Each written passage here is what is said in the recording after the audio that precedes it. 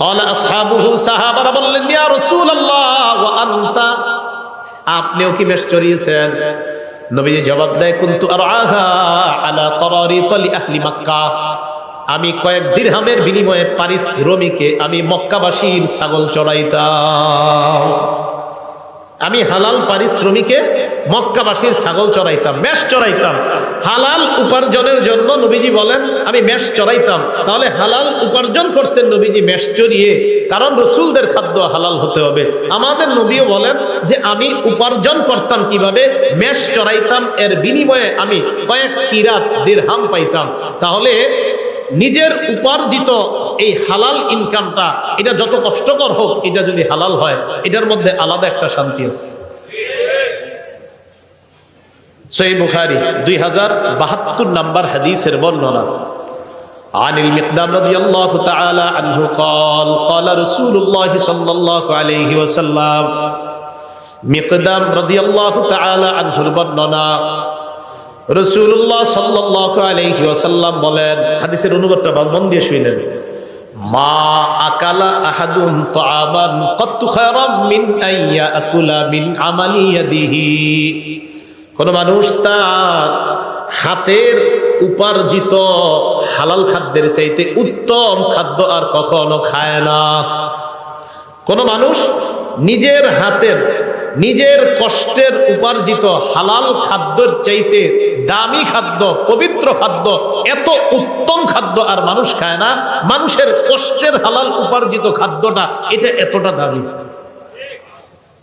পরে কি কয় দেখেন, وإن نبي الله داود عليه الصلاة والسلام كان يأكل من عمل يده, আল্লাহ নবী দাউদ আলাইহিস সালাতু ওয়াস সালাম নিজের হাতের উপার্জিত, এই উপার্জিত ইনকামের পর ওই ইনকাম দিয়ে তিনি হালাল খাদ্য গ্রহণ করতেন। এর মানে নবী দাউদ নবীও নিজের কষ্টার্জিত হালাল খাদ্য গ্রহণ করতেন। এই হাদিস থেকে বুঝলাম আমাদের হাতে হালাল খাদ্য উপার্জন, আমাদের হাতে হালাল উপার্জনটা এবং এটা দ্বারা হালাল খাদ্য সঞ্চয় করা, এটা হলো সবচেয়ে উত্তম। নবী দাউদ আলাইহিস সালাতু ওয়াস সালাম উনিও নিজের হাতে কামাই করতেন, এই সঞ্চয়কৃত ওনার অর্থ দিয়ে উনি জীবিকা নির্বাহ করতেন। বুখারী শরীফের 2074 নম্বর হাদিসের বর্ণনা, عن أبي هريرة رضي الله تعالى عنه قال قال رسول الله صلى الله عليه وسلم, নবীজি বলেন, লা আইয়াহতাতিবা আহাদুকুম হুজমাতান আলা যহরিহি খায়রুন লাহু মিন আইয়াসআলা আহাদান ফায়ুতিয়াহু আও ইয়ামনাআ। কি কয় দেখেন, নবীজি বলেন তোমাদের কোন ব্যক্তি কাঠের বোঝা পিঠের মধ্যে বহন করা ওই ব্যক্তির চাইতে উত্তম যে ব্যক্তি অন্য কারো কাছে ভিক্ষা চায়। কারো কাছে ভিক্ষা চায়, যার কাছে ভিক্ষা চায় সে দিতেও পারে, নাও দিতে পারে। আল্লাহ নবী কয় ভিক্ষা চাওয়ার চাইতে কাঠ বহন করে তুমি পিঠের উপর কাঠ বহন করবা, ওই কাঠ তুমি বিক্রি করে হালাল উপার্জন করবা। আমি নবীর কাছে ওই ভিক্ষার চাইতে এই পেশা অনেক বেশি দামি। সহিহ বুখারী 2075 নম্বর হাদিস। এই হাদিসের বর্ণনাকারী জুবাইর ইবনুল আওয়াম রাদিয়াল্লাহু তাআলা আনহু, عن الزبير بن العوام رضي الله تعالى عنه قال قال رسول الله صلى الله عليه وسلم لأن يأخذ أحدكم أحبله خير له من أن يسأل الناس। কি কয় দেখেন, তোমাদের কোন ব্যক্তি রশি নিয়ে জঙ্গলে যাইবা, যাওয়ার পর লাকড়ি সংগ্রহ করবা, ওই লাকড়ি রশি দিয়ে বাঁধার পর ওই লাকড়ি বিক্রি করে হালাল উপার্জন করবা, এটা মানুষের কাছে চাওয়ার চাইতে অনেক দামি।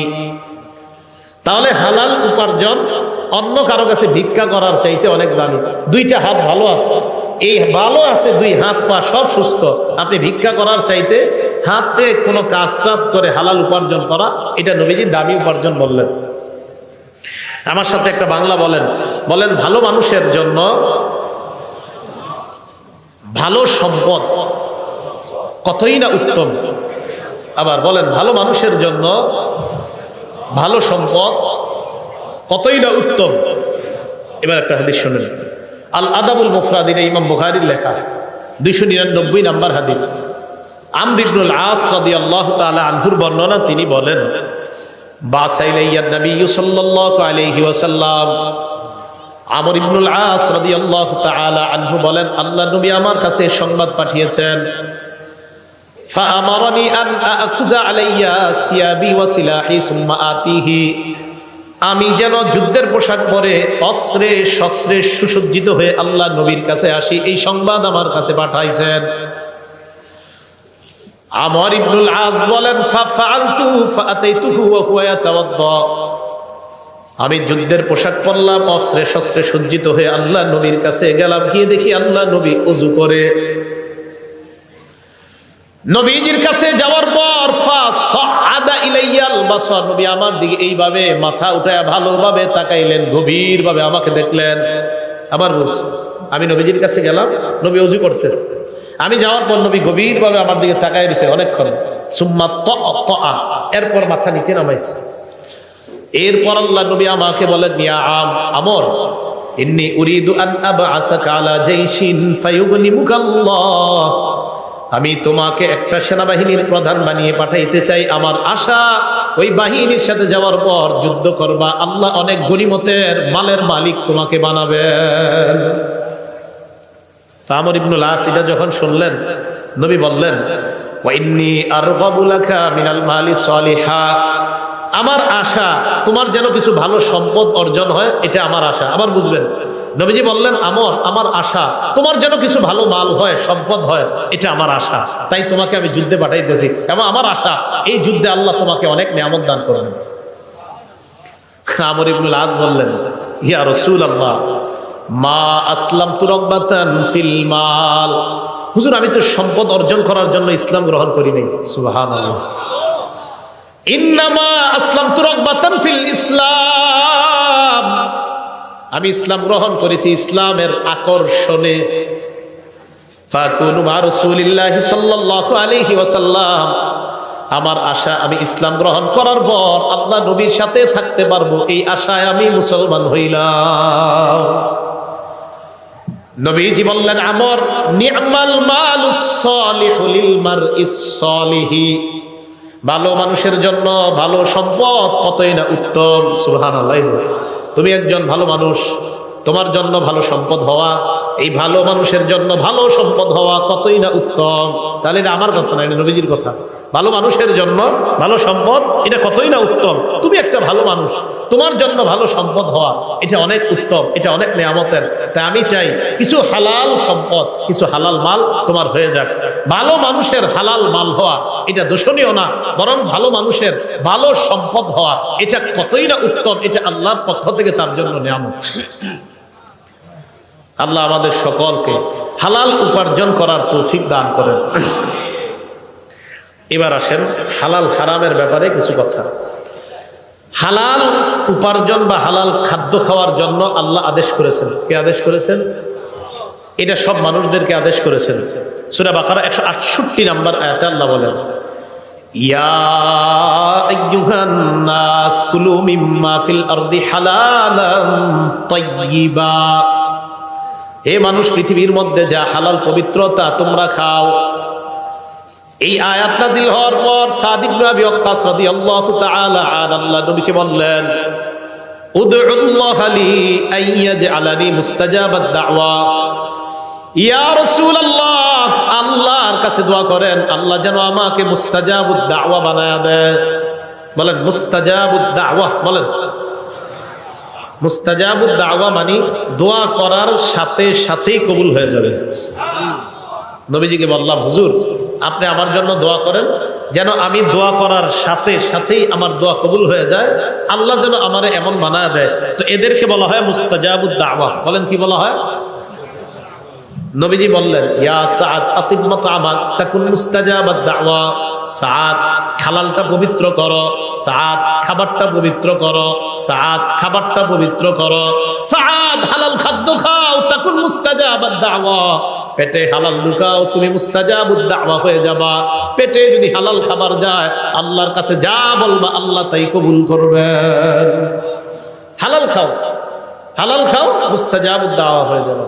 তাহলে বলেন দোয়া কবুলের জন্য শর্ত কি? খাওয়া হালাল, ভিতরে হালাল, হালাল ঢুকাইতে হয়। সূরা নাহল 114 নম্বর আয়াত আল্লাহ বলেন, ফাকুলু মিম্মা রাযাকাকুমুল্লাহু হালালান তাইয়্যিবা, আল্লাহ যে রিজিক তোমাদেরকে দিয়েছেন তা থেকে পবিত্র হালাল যে রিজিক তা তোমরা গ্রহণ করো। ওয়াশকুরু নি'মাতাল্লাহ, এবং আল্লাহর নিয়ামতের শুকরিয়া আদায় করো। বলেন আমার সাথে, হালাল খাবো, বলেন। আর আলহামদুলিল্লাহ বললেন। হালাল খাবো, শুকরিয়া আদায় করলেন। তো আল্লাহ বলেন তোমরা হালাল খাও আর শুকরিয়া আদায় করো, হালাল খাও, শুকরিয়া আদায় করো। আর হালালকে যত শুকরিয়া আদায় করবেন তত আপনার নেয়ামত আল্লাহ পাক রব্বুল আলামিন বাড়িয়ে দিবেন। হালাল খাদ্যের জন্য আল্লাহর কাছে দোয়া করবেন। তিরমিজি শরীফের 2361 নম্বর হাদিসের বর্ণনা, ক্বালা রাসূলুল্লাহ সাল্লাল্লাহু আলাইহি ওয়াসাল্লাম, নবীজি বলেন, আল্লাহুম্মা জাআল রিজকা আলি মুহাম্মাদিন কুতা। নবীজি আল্লাহর কাছে দোয়া করতেন, আল্লাহ মুহাম্মদ সাল্লাল্লাহু আলাইহি ওয়াসাল্লামের পরিবারের জন্য জীবন ধারণের উপযোগী হালাল খাদ্যের ব্যবস্থা করে দেন। সুখী মানুষের তিনটা অবস্থা নবী বলছেন। একজন মানুষের মাঝে 3 গুণ পাওয়া গেলেই সে সুখী। বলেন কয় গুণ? 3টা গুণ যদি আগামীকাল সকালে আপনার মাঝে পাওয়া যায় তাহলে বুঝবেন আগামীকাল আপনি সুখী। কয় গুণ? হ্যাঁ, কালকে পাওয়া গেলে কালকেই সুখী। দলিল তিরমিজি শরীফের 2346 নম্বর হাদিসের বর্ণনা, 2346। ক্বালা রাসূলুল্লাহ সাল্লাল্লাহু আলাইহি ওয়াসাল্লাম, নবীজি বলেন, মান আসবাহা মিনকুম আমিনান ফি সিরবিহি, তোমাদের মধ্যে কোনো মানুষ যদি সকাল অবস্থা হয় এমন অবস্থায় তার পরিবার নিয়ে সে নিরাপদে আছে। 1 নাম্বার, তোমাদের মধ্যে যদি কারো সকাল এমন অবস্থায় হয় সে পরিবারের মধ্যে নিরাপদ, পরিবার সহ পুরা নিরাপদে আছে। 1। 2 নাম্বার, মুআফান ফি জাসাদিহি, শরীরটা সুস্থ আছে। 3 নাম্বার, ইনদাহু কুতু ইয়াউমিহি, তার কাছে একদিনের খাদ্য আছে। বলেন তো, 1 নাম্বার পরিবার নিয়ে সুখে আছে, 2 নাম্বার সুস্থ আছে, 3 নাম্বার কয়দিনের খাবার? নবীজি বলেন, কাআন্নামা হিজাত লাহুদ দুনিয়া, এই ব্যক্তির জন্য কেমন যেন পুরা দুনিয়ার সব কল্যাণ জমা করা হয়েছে। এই জন্য হালাল খাবেন আর দোয়া করবেন, হালাল খাবেন আর দোয়া করবেন। আরেকটা, হালাল খাবেন আর শুকরিয়া আদায় করবেন। আর আল্লাহ তো বলছে শুকরিয়া আদায় করবা, আমি আল্লাহ নিয়ামত আরো বৃদ্ধি করে দিব। আল্লাহ আমাদেরকে হালাল খাদ্য খাওয়ার তৌফিক দান করেন। সূরা তাহা 81 নম্বর আয়াতে আল্লাহ বলেন, কুলু মিন তাইয়্যিবাতি মা রাযাকনাকুম, আমি তোমাদেরকে যে খাদ্য দিয়েছি তার মধ্যে পবিত্র যেটা, এটা তোমরা খাও, পবিত্র খাদ্য তোমরা খাও।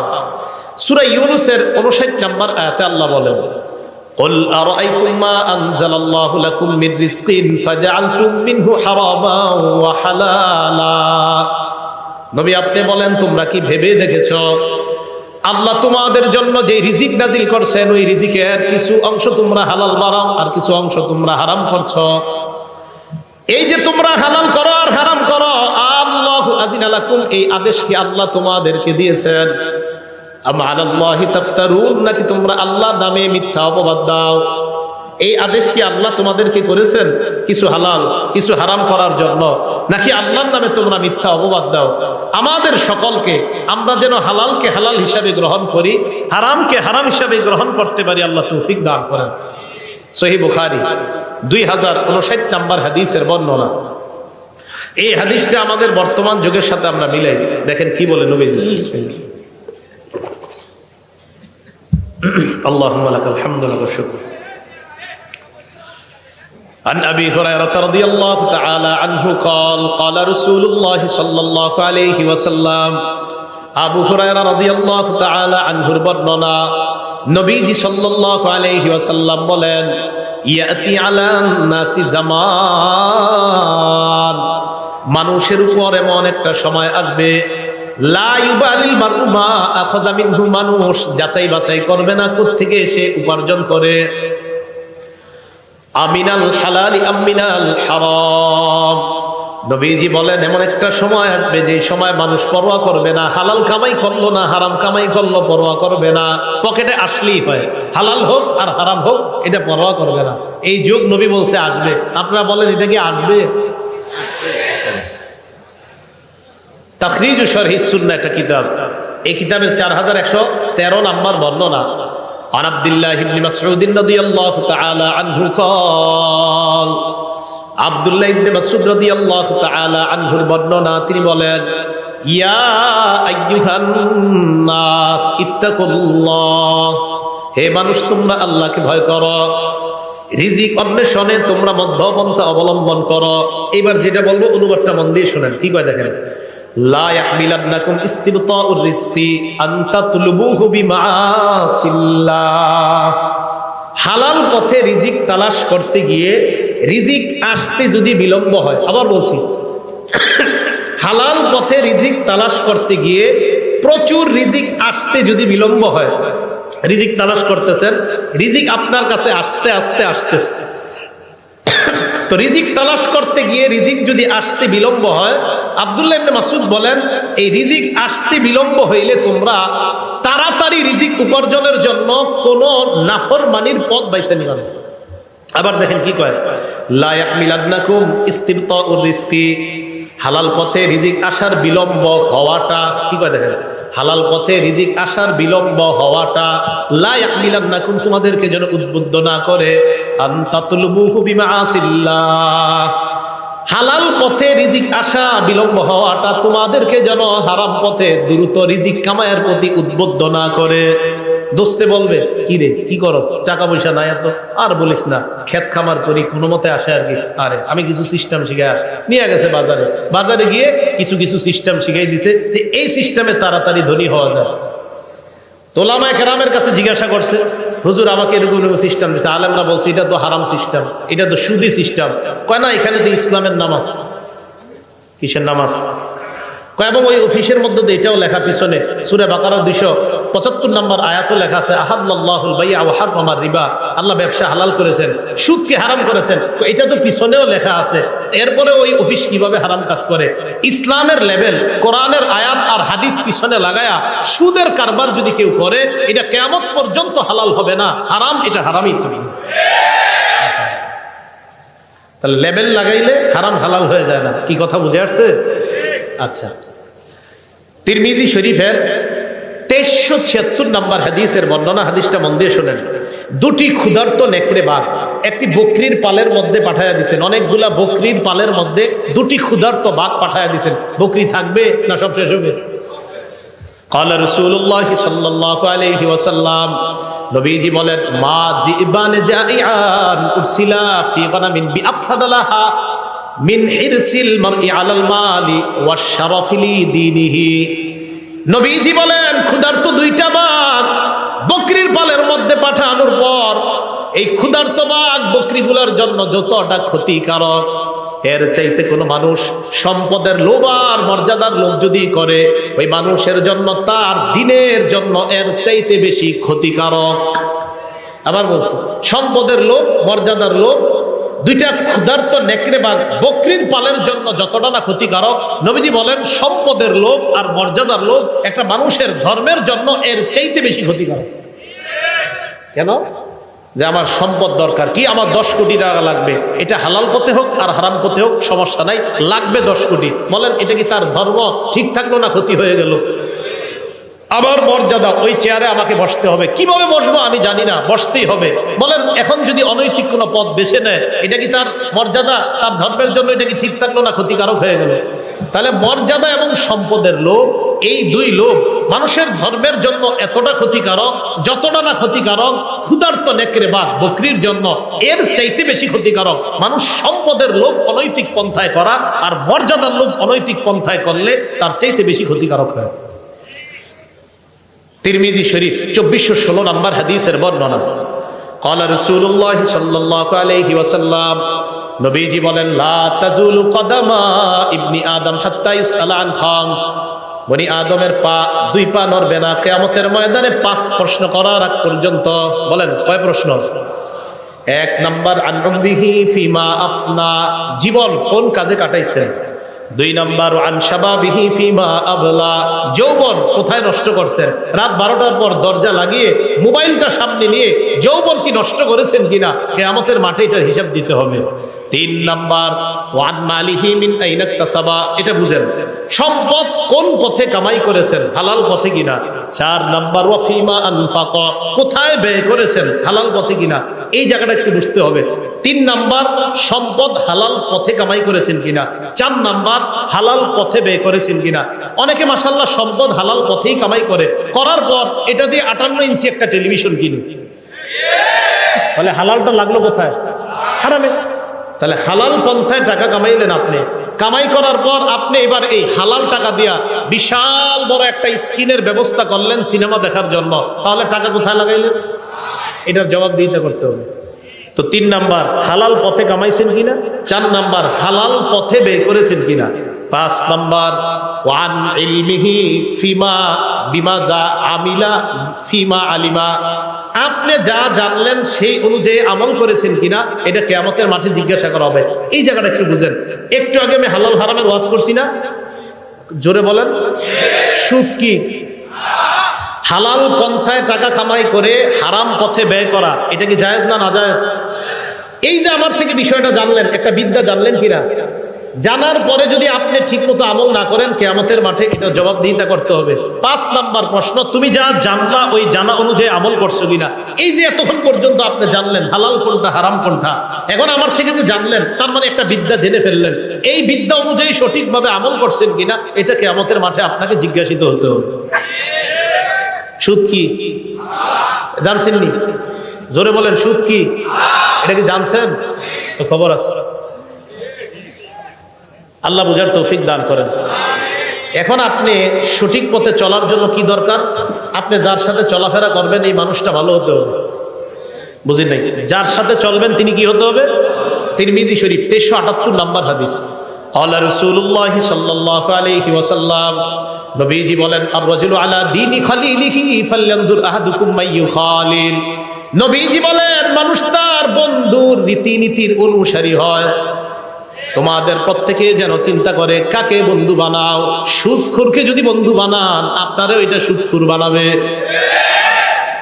বন্ধু কারে বানাইতেছেন এটা আপনি বুঝে শুনে বানাইতে হবে। মানুষ তার বন্ধুর রীতিনীতির অনুসারী হয়, অতএব মানুষ যেন চিন্তা করে যে সে কাকে বন্ধু বানায়। আল্লাহ আমাদের জীবনে একজন প্রকৃত বন্ধু আল্লাহ আমাদেরকে ব্যবস্থা করে দেন। সহিহ বুখারীর একটা বর্ণনা শুনেন, 3842 নম্বর হাদিসের বর্ণনা। আবু বকর সিদ্দিক রাদিয়াল্লাহু তাআলা আনহুর এক আশ্চর্য ঘটনা। ওনার একজন গোলাম ছিল, আম্মা জান আয়েশা সিদ্দিকার বর্ণনা, কানা লি আবি বকর সিদ্দিক রাদিয়াল্লাহু তাআলা আনহু গুলাম কানা ইখরিজু লাহুল খরাজ। আবু বকর সিদ্দিক রাদিয়াল্লাহু তাআলা আনহুর একজন গোলাম, তিনি কর বের করতেন। আবু বকর সিদ্দিক রাদিয়াল্লাহু তাআলা এই কর যে বের করে আনতেন এটা থেকে তিনি খাইতেন। একদিন এই গোলাম কি করছে, ফাজাআ বিশাইইন, একদিন কি জানি একটা নিয়ে আসছে, আনার পর আবু বকর সিদ্দিককে বললেন এটা খান। আবু বকর সিদ্দিক এটা খাইলেন। খাওয়ার পর গোলাম বলে, আতাদেরি মা হাযা, আপনি কি জানেন আপনি কি খাইছেন? কয় কেন, কি হয়েছে? কয় কুনতু তাকাখানতু ফিল জাহিলিয়া, আমি জাহিলি যুগে গণনা করতাম, ভাগ্য গণনা করতাম। কি গণনা করতাম? ভাগ্য। কয় মা উহসিনুল কাহানা ইল্লা আন্নী খাদাতুহু, আমি ভাগ্য গণনা কিছুই জানতাম না, হুদাই মানুষের ধোঁকা দিতাম। আমাদের দেশেও বিভিন্ন ওভারব্রিজের নিচে বিভিন্ন জায়গায় জায়গায় ভাগ্য গণনা করা হয়। হয়তো 100 জনের মধ্যে একজনকে একটা কইছে, এটা কোনো মতে লেগে গেছে, ওই একজন গিয়ে আরো 10,000 রে বোকা বানায় এখানে নিয়ে আসে। এগুলা মিথ্যা কথা। এদের কাছে যারা যাবে তাদের ইমানের মধ্যে খতরা এসে যাবে। ভাগ্য গণনা এগুলো বিশ্বাস করবেন না। তো উনি বলেন, আমি মানুষের ধোঁকা দিতাম, হুদায় আমি ভাগ্য গণনা করতে পারতাম না। তো কি হয়েছে? আমি যার ভাগ্য গণনা করছি জাহিলি যুগে এরকম একজনের সাথে আমার দেখা হয়ে গেছে আজকে, উনি আমাকে এইগুলা দিছে, আমি আপনারে নিয়ে আসলাম আপনার কাছে। ওই ভাগ্য গণনার যে পারিশ্রমিক, এই পারিশ্রমিক আপনার কাছে আনছি, এটাই আপনি খাইছেন। আবু বকর সিদ্দিক কয় সর্বনাশ। ফাআদখালা ইয়াদাহু, মুখে হাত ঢুকাইছে। ফাকাআ কুল্লা শাইইন ফি বাতনিহি, পেটে যা ছিল মুখে হাত ঢুকায় সব বমি করে ফেলায় দিছে। সব বমি করে কি করছে? ফালায়া দিছে। তাহলে কি বোঝা গেল? হারাম ওনার পেটে ঢুকবে আবু বকর সিদ্দিক রাদিয়াল্লাহু তাআলা আনহু, এটা উনি সহ্য করলেন না, এটা উনি বরদাস্ত করলেন না। এই জন্য আমার আপনার চ্যালেঞ্জিং হলো হালাল গ্রহণ করা, হারাম থেকে বেঁচে থাকা। বলেন কি গ্রহণ করা? হালাল গ্রহণ করা, হারাম থেকে বেঁচে থাকা। তাহলে আমরা হারাম থেকে বেঁচে থাকবো তো ইনশাআল্লাহ, হালাল খাদ্য গ্রহণ করবো তো ইনশাআল্লাহ। আজকে থেকে আমরা সুদী ভয়ঙ্কর, বর্তমানের সবচেয়ে ভয়ঙ্কর একটা অপরাধের নাম হলো হারাম খাওয়া। এই হারাম খাওয়ার মধ্যে একটা হারাম হলো সুদ খাওয়া। বলেন কি খাওয়া? আল আদাবুল মুফরাদের ৮ নম্বর হাদিস, একজন ব্যক্তি, বিখ্যাত ব্যক্তি তাবি, তার নাম কয়সালা ইবনে মাইয়াস। মনে থাকবেন, আমরা কয়সালা একটু মনে রাখলে চলবে, ইবনে মাইয়াস আর মনে রাখা দরকার নাই। কয়সালা ইবনে মাইয়াস তিনি বলেন, কুনতু মান নাজদাত, আমি যুদ্ধ বিগ্রহে থাকতাম। ওয়াকাদ আসাবতু যুনুবান লা আরাহা ইল্লা বিনাল কাবাইর, আমি কিছু গুনাহ করছি, এই গুনাহগুলো আমার কাছে কবিরা গুনাহ মনে হয়েছে। ফাযাকারতু যালিকা লিইবনে ওমর, আমি এই গুনাহগুলো আব্দুল্লাহ ইবনে ওমরকে জানাইছি। আব্দুল্লাহ ইবনে ওমর জানার পর বললেন, কি কি গুনাহ করছো বলো। তো আমি বললাম কাজা ওয়া কাজা, ওই গুনাহ। ইবনে ওমর বললেন, লাইসাত হাযিহি মিনাল কাবাইর, তুমি যেই গুনাহের কথা বলছো এগুলা কবিরা গুনাহ না। প্রধান কবিরা গুনাহ অনেকগুলা, এর মধ্যে উল্লেখযোগ্য প্রধান কবিরা গুনাহ 9টা। বলেন কয়টা? এটা ইবনে ওমরের বক্তব্য রাদিয়াল্লাহু তাআলা। তিনি বলেন, 1 নাম্বার শিরকু বিল্লাহ, আল্লাহর সাথে শিরিক করা। 2 নাম্বার ওয়াকাতলু নাসামা, নর হত্যা করা, মানুষ হত্যা করা। 3 নাম্বার ওয়াকসফুল মুহসানা, সতী সাদী কোন নারীর উপর মিথ্যা অপবাদ দেওয়া। 4 নাম্বার ওয়াকলুর রিবা, সুদ খাওয়া। 5 নাম্বার ওয়াকলু মালিল ইয়াতীম, এতিমের সম্পদ অন্যায়ভাবে ভক্ষণ করা। কি করা বলেন তো? এতিমের সম্পদ অন্যায়ভাবে ভক্ষণ করা। 6 নাম্বার ওয়াল ফিরারু মিনাজ জাহফি, জিহাদের ময়দান থেকে পলায়ন করা। 7 নাম্বার ওয়া ইলহাদুন ফিল মসজিদি, মসজিদের মধ্যে ধর্মদ্রোহী কাজ করা। 8 নাম্বার আল্লাযী ইস্তাসখিরু, ধর্ম নিয়ে উপহাস করা। 9 নাম্বার ওয়া বুকাউল ওয়ালিদাইনি মিনাল উকুক, আপনার নাফরমানির কারণে পিতামাতার চোখ দিয়ে পানি আসা, এটাও ভয়ঙ্কর 9 অপরাধের অন্তর্ভুক্ত। আপনি খারাপ আচরণের কারণে পিতামাতার চোখ দিয়ে পানি আসা। এই 9টার মধ্যে আকলুর রিবা, দেখেন সুদ খাওয়া আছে। বলেন সুদ খাওয়া আছে? তাহলে সুদের কথাটা এইখানে আনলেন। সহিহ বুখারীর ৭৬৬ নাম্বার হাদিস, সেখানে রাসূল সাল্লাল্লাহু আলাইহি সাল্লাম বললেন, ইজতানিবুস সাবআল মুবিকাত, 7টি ধ্বংসাত্মক অপরাধ থেকে বাঁচো। এর মধ্যে রাসূল সাল্লাল্লাহু আলাইহি সাল্লাম 4 নম্বরে সিরিয়ালে আকলুর রিবা, সুদ খাওয়ার কথা বলেছেন। কি খাওয়া বলেন তো? সুদ খাওয়া। তাহলে সুদ এটা ভয়ঙ্কর অপরাধ, এটা হারাম খাদ্যের মধ্যে একটা ভয়ঙ্কর হারাম হলো সুদ খাওয়া। আল্লাহ আমাদের এই পুরা সমাজকে সুদ মুক্ত একটা সমাজ যেন সবাই মিলেমিশে আমরা সবাই গঠন করতে পারি, আল্লাহ তৌফিক দান করেন।